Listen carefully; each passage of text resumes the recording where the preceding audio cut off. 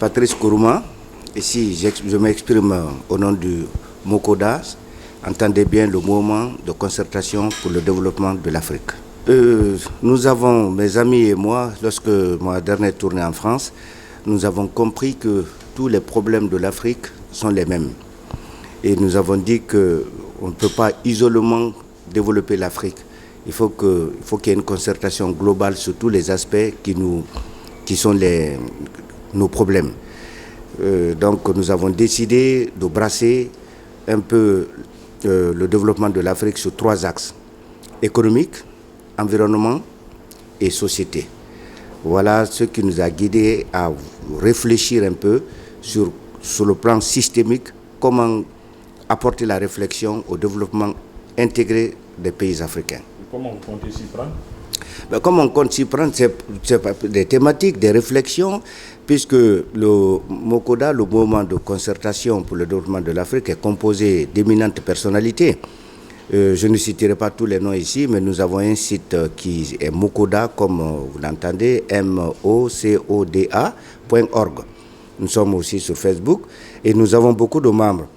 Nous avons des hommes politiques, nous avons des économistes, nous avons des hommes d'affaires, nous avons des chefs d'entreprise. Nous avons dit que nous allons cibler des actions prioritaires, surtout en matière de l'environnement d'abord, prendre la problématique en compte et essayer d'apporter notre expertise, puisque nous avons des experts justement dans ce domaine-là. Sur le plan économique, si vous comprenez bien, le problème aujourd'hui en Afrique, on parle de la mauvaise gouvernance. C'est la redistribution des richesses. Ce n'est pas la production, mais la redistribution des richesses. Et je crois que ce sera quelque chose qui va guider aussi notre action. Et puis, il y a la société. C'est normal, il y a des revendications légitimes des populations. Il faut y réfléchir, il faut les cerner, il faut les cibler et il faut trouver des solutions qui y vont. Voilà. Je crois que c'est une bonne chose. Et si je comprends bien, depuis le début, le CNRD a dit que l'intégrité physique du président sera préservée.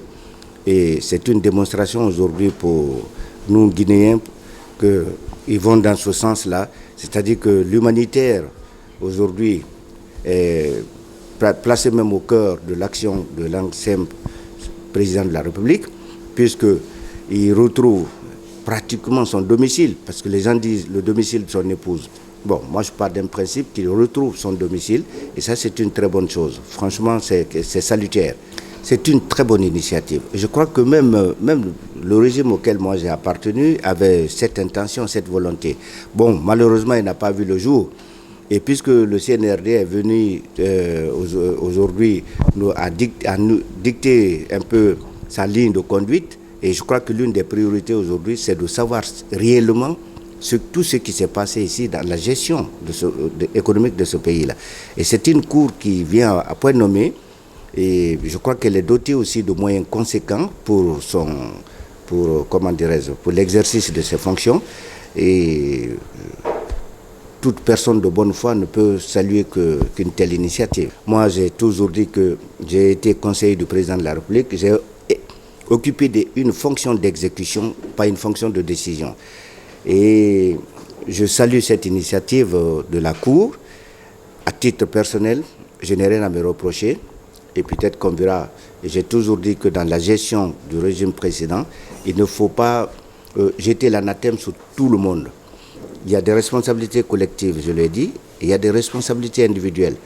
Et avec cette cour, on va très bien voir un peu qu'est-ce qui s'est passé réellement, puisque ce n'est pas une chasse aux sorcières, c'est juste faire le diagnostic de ce qui a été fait pendant l'exercice, pendant les 11... Mais je crois qu'il faut même aller au-delà des 11 dernières années du président Condé. Il faut aller au-delà, parce que la gestion du pays ne date pas de 2010, elle date bien avant.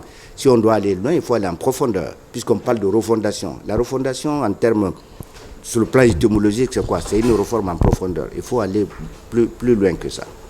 Je crois qu'il est prématuré de porter la gestion, parce qu'on ne peut pas juger. Pour l'instant, certains ministres même viennent à peine de terminer des passations. Beaucoup de ministères ne sont pas encore meublés, à part les secrétaires généraux et même certains chefs de cabinet. Certains ministères ne sont pas encore pourvus de chefs de cabinet. Et puis les cadres organisés ne sont pas... Je crois que les 100 jours déjà dénotent la volonté de CNRD, en tout cas moi, en ce qui me concerne, d'opter pour un changement radical, une rupture avec le système, les systèmes précédents. Comment dirais-je, l'environnement de CNRD par rapport aux premières actions est globalement positif.